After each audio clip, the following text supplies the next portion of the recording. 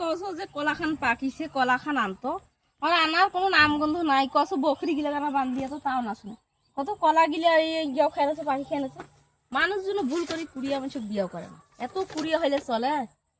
মুখ বলে কি ঘাস কাটি যা ওয়া নালা ওইটা কর দেখো কলা খান পাকিছে কিন্তু চাকু আনো না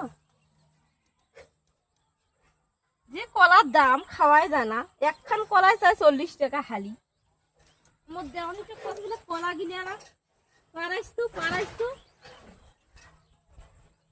ওরা পাকিছে কেন করি কাটো মুই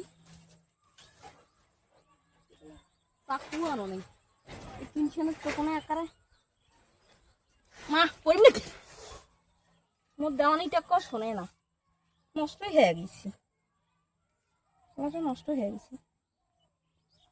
এত কত সুন্দর দেশি কলা খাবার কি মজা সেই সাথে কষ্টাও ফিনা গেছে না